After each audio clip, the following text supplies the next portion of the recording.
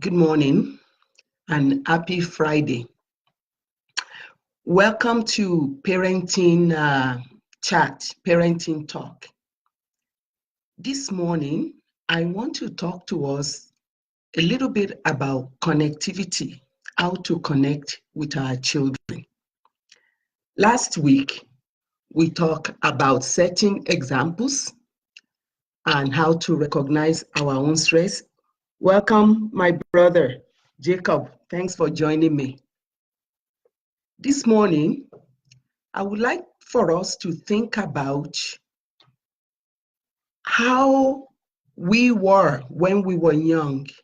What did we long for the most from our parents? What did we long for the most from our parents? I suspect that it would be to connect with them, for them to understand us, for them to receive us as we are, for them to love us as we are, for them to acknowledge us, and for them to correct us when we need to be corrected. So today, I want to bring our attention to connectivity, connecting with our children on a deeper level. Please don't mistake connecting with the children for not parenting the children, because children always need parents.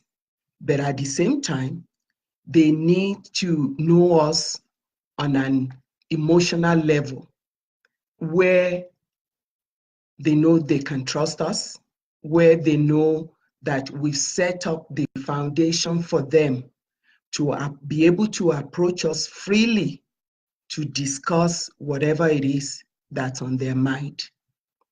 So, how do we connect with our kids?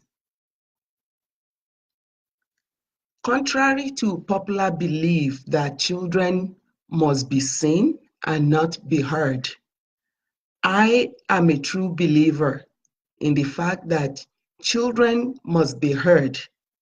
And in order for children to be heard, children must be engaged. How do we engage children? Please feel free to send me questions.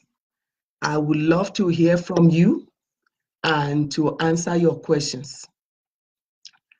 How do we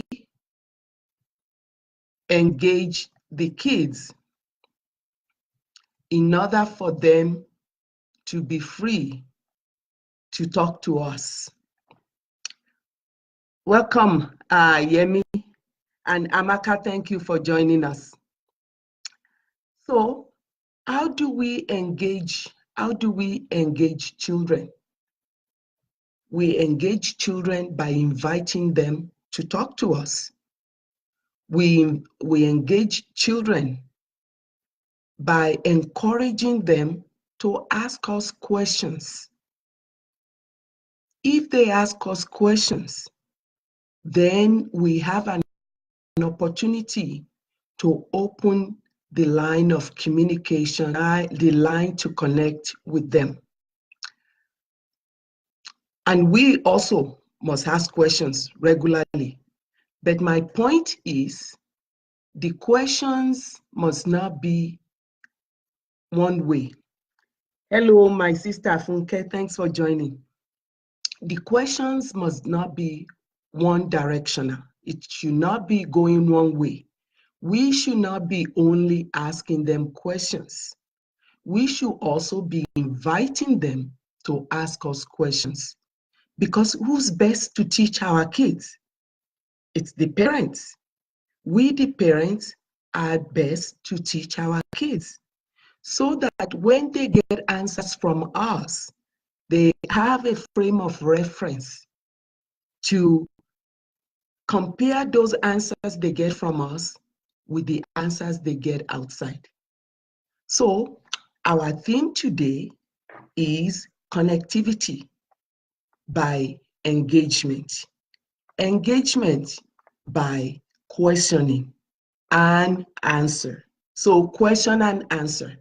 So at the next time that you see your child, and it doesn't matter how young they are, you should be engaging by encouraging your kids to ask questions. You know, invite them to ask questions.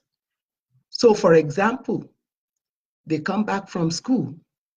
I ask them, how was your day today? Ask open-ended questions. Don't ask one-directional questions. How was your day today? Good, bad, what made it good?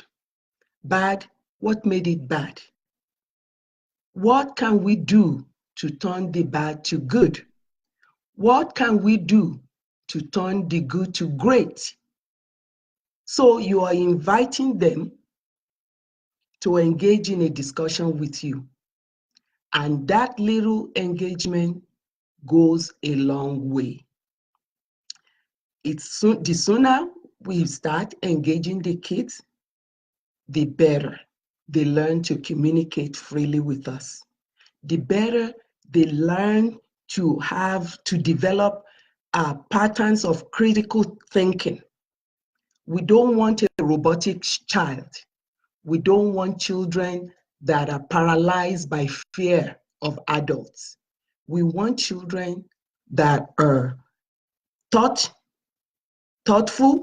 children that can think critically, children that can think analytically, children that can come up with solutions for themselves, solutions for their situation, solutions that you can help them with.